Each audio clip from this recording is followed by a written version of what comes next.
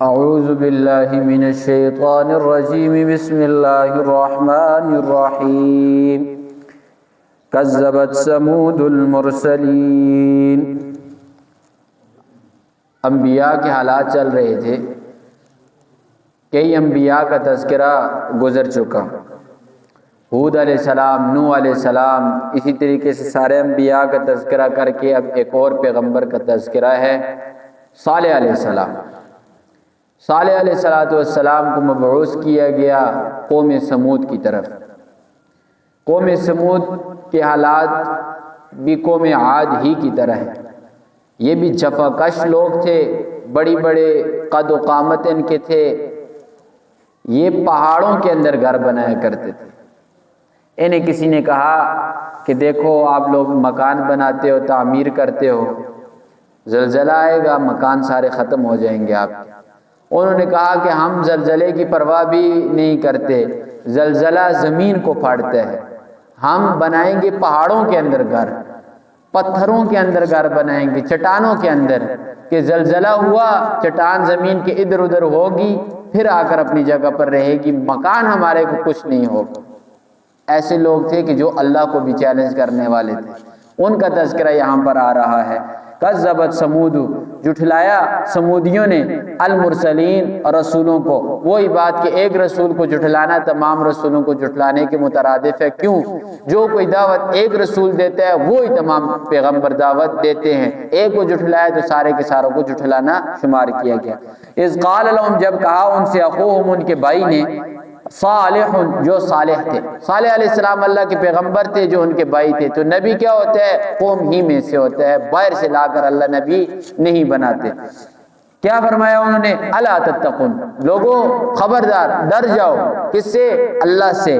فاتقوا اللہ، وما فاتقوا اللہ، الا تتقون، انی، بے شک میں، صالح، لکم، تمہارے لیے، رسول، بھیجا گیا ہوں، رسول ہوں، پیغام لے کر آیا ہوں، امین، اور میں امانت دار ہوں۔ پیغام کے اندر خیانت کرنا میرا کام نہیں، جو اللہ کا پیغام ہے وہ پہنچانا میرا تمہارے تک کیا ہے؟ فرض بنتا ہے۔ آگے تم مانو نہ مانو اس کا میں جواب دے نہیں۔ اللہ کا جو پیغام ہے نا وہ لوگوں تک پہنچانا کیا ہے؟ امانت ہے۔ فرمایا وما فاتقوا اللہ، اللہ سے ڈرو، واطیعونی، اور میری اطاعت کرو۔ دونوں چیزیں ضروری ہیں، لازم اور ملزوم ہے، اللہ کی بھی اطاعت، اللہ کے رسول کی بھی اطاعت۔ دونوں میں سے ایک اطاعت کو چھوڑ دیے دوسری اطاعت آپ کو فائدہ نہیں دے گی۔ وما اسألکم علیہ من اجر، اچھا یہ گمان بھی نہ کرنا کہ میں کسی لالچ کے لیے کر رہا ہوں، نہیں، وما اسألکم، میں سوال نہیں کرتا، میں مانگتا نہیں، علیہ، اس تبلیغ کے اوپر، من اجر، کوئی کسی قسم کا اجر، کوئی معاوضہ میں تم سے نہیں مانگتا۔ ان اجری الا، نہیں ہے میرا اجر مگر علی رب العالمین، پروردگار کے اوپر جو تمام جہانوں کے پالنے والا ہے۔ اتترکون فی ما ہاہنا آمنین، کیا تم لوگ یہ خیال کرتے ہو کہ تم چھوڑ دیے جاؤ گے فی ما ہاہنا آمنین، ان چیزوں کے اندر، ان نعمتوں کے اندر، امن میں؟ کیا تم کہتے ہو کہ ساری زندگی ہم اسی طرح گزاریں گے، کھائیں گے، پیئیں گے، مکان بنائیں گے، تماشے کریں گے؟ پکڑے گا نہیں اللہ، غلط خیال ہے۔ فی جنات، ان باغات کے اندر تم نے رہنا ہے، وعیون، اور ان چشموں کے اندر تم نے رہنا ہے، وزروع، کھیتیوں کے اندر، ونخل، کھجوروں کے اندر، طلعها حظیم، جن کھجوروں کے خوشے کیا ہیں؟ بڑے ہی ملائم ہیں، بہت ہی ملائم اور تازہ قسم کے خوشے ہیں۔ کیا تم سمجھتے ہو کہ ساری زندگی انہی کے اندر گزارنی؟ یاد رکھیں یہ جتنی بھی چیزیں ہیں ان کا مالک کوئی بھی نہیں۔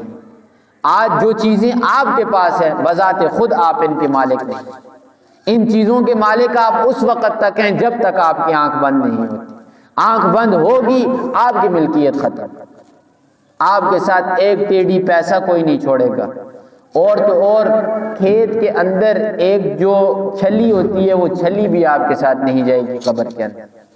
قبر میں صرف اور صرف آپ کے ساتھ جائے گا تو وہ کفن جائے گا، کفن کے علاوہ کوئی چیز آپ کے ساتھ قبر میں نہیں جائے گی، یاد رکھ لیں۔ تو فرمایا کیا تم یہ خیال کرتے ہو ساری زندگی کھجوروں کے باغ، عرب کے اندر یہ چیزیں بہت مشہور تھی، اور اس سے بڑھ کر کوئی چیز قدر و قیمت والی عرب کے یہاں نہیں تھی. کسی شخص کا باغ ہو، کھجوروں کا باغ ہو یا عام کسی چیز کا باغ ہو، اور ان کے پاس چشمہ کسی کا ہو، پانی کسی کا ہو، وہ شخص بہت زیادہ مالدار سمجھا جاتا تھا. فرمایا تم یہ گمان مت کرو کہ تمہیں چھوڑ دیا جائے گا امن کے اندر، کہ ساری زندگی اللہ کی نعمتوں کو استعمال کرو گے اور اللہ کی نافرمانیوں کے اندر لگے رہو گے، اللہ تمہیں چھوڑ دے گا. ہو نہیں سکتا. فرمایا وَتَنْحِتُونَ تم تراشتے ہو من الجبال پہاڑوں سے بیوتن گھروں کو، فارہین اتراتے ہو. یہ تم کیا کہہ رہے ہو کہ اللہ زلزلہ بھیجے گا ہمارے مکانوں کو کچھ نہیں ہوگا. ان کا یہ خیال تھا. یہ کہتے تھے جتنے بڑے مکان بناؤ زلزلہ انہیں کچھ نہیں کہہ سکتا. ایک بات جو قرآن نے سمجھا دی کہ اللہ کا مقابلہ کوئی شخص نہیں کر سکتا. اس زمانے میں بھی تھا، اس زمانے میں بھی ہے. لوگ اللہ کے ساتھ مقابلے کے لیے تل جاتے ہیں. سمودیوں کی حالت دیکھیں، انہوں نے کہا چٹانوں کے اندر، ابھی بھی وہ چٹانیں موجود ہیں، آپ جائیں دیکھ سکتے ہیں. انہی چٹانوں کے اندر گھر بنے ہوئے ہیں اسی طرح، اور کوئی عام معمولی گھر نہیں ہے. پتھر کو تراشنا بہت ہی مشکل کاموں میں سے ایک کام ہے. پوری کی پوری چٹان کو تراشتے تھے، اندر کمرہ بھی ہوتا تھا، کھانے پینے کی اشیاء بھی ہوتی تھی، ساری چیز، اور عام معمولی گھر بھی نہیں ہوتا تھا. نقش و نگار اس پتھر کے اندر جا کر ان لوگوں نے کیا ہوا ہوتا تھا دیواروں کے اوپر، اور کہتے تھے زلزلہ ہوا بھی تو کچھ مسئلہ نہیں. لیکن جب اللہ تباہ کرنے کے اوپر کسی قوم کو آتا ہے نا، اللہ سخت قسم کا تباہ کرتا ہے. ایک ہی چیخ، کیا ایک ہی چیخ حضرت جبرائیل نے ماری، ان کی کلیجے پھٹ کے اندر سے. اللہ تو طاقت رکھنے والا ہے نا. کیا صرف اللہ زلزلہ بھیج کے ہلاک کرتے ہیں، تباہ کرتے نہیں؟ اللہ نے تو قوموں کو ہزاروں قسم کا عذاب دے کر تباہ و برباد کیا. اللہ تو تباہ کرنے والا ہے. ادھر لوگ کیا کہتے ہیں کہ ہم اللہ کے ساتھ مقابلے کے لیے کھڑے ہوں گے. کوئی بیماری آ جاتی ہے یا کوئی اور چیز آ جاتی ہے تو لوگ کہتے ہیں کہ اس بیماری کے ساتھ ہم نے لڑنا ہے. یاد رکھ لیں اللہ کے ساتھ لڑنا بہت ہی مشکل ہے. اور پھر مکان بنانے کے بعد کہا جاتا ہے یہ زلزلہ پروف ہے. اللہ کے ہاں کوئی چیز پروف نہیں. اللہ جب چاہے گا تو تباہ اللہ کر دے گا.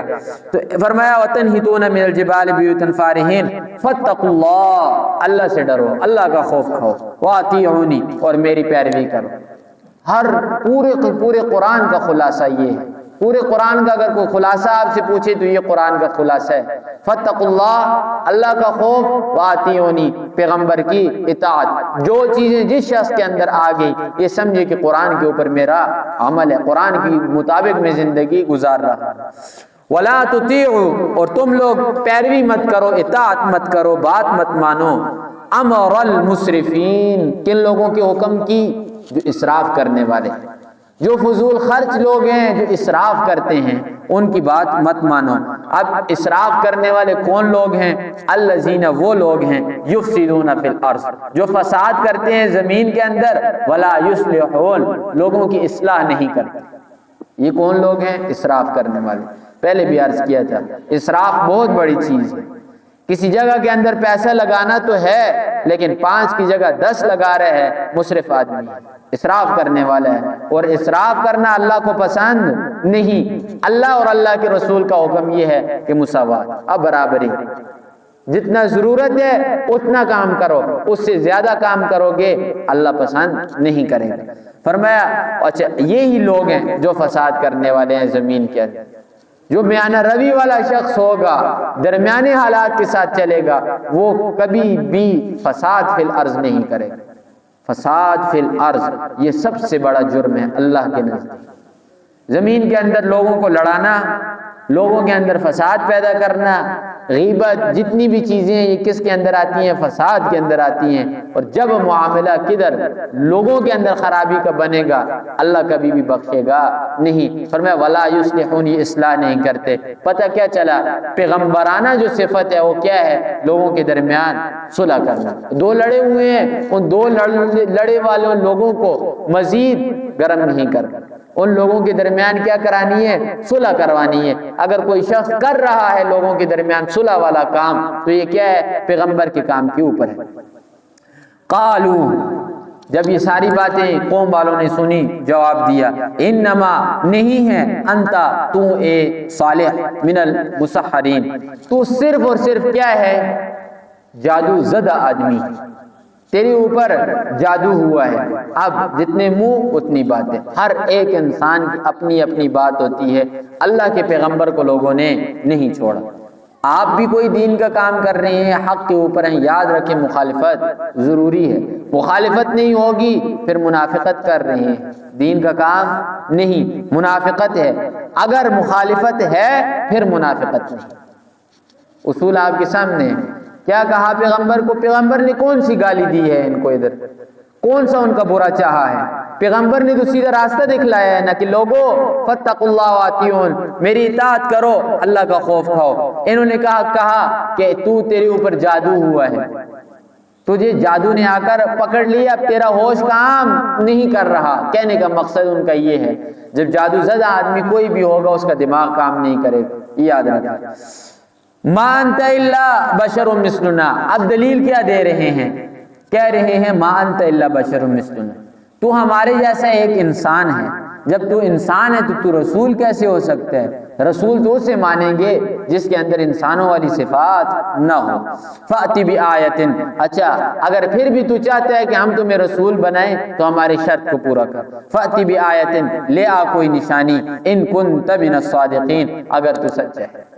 نشانی طلب کر لی۔ پہلے بھی عرض کیا تھا جب کوئی قوم کسی نبی سے اپنی فرمائشی نشانی مانگے گی، فرمائشی معجزہ مانگے گی، اللہ اس فرمائشی معجزے کے ساتھ شرط ضرور لگائیں گے، یہ اللہ کا قانون ہے۔ شرط ہوگی کہ ایسا کرو گے تو ایسا ہوگا، یہ شرط ہوگی۔ جب اس شرط کو قوم والے چھوڑ دیں گے، اس کے اوپر عمل نہ کریں گے، اللہ فوراً عذاب بھیجیں گے، ختم، ہلاک، تباہ برباد۔ یہی معاملہ ادھر بھی ہوا۔ قال، صالح علیہ السلام نے فرمایا ٹھیک ہے میں نے بات مان لی، ھذہ ناقۃ اللہ۔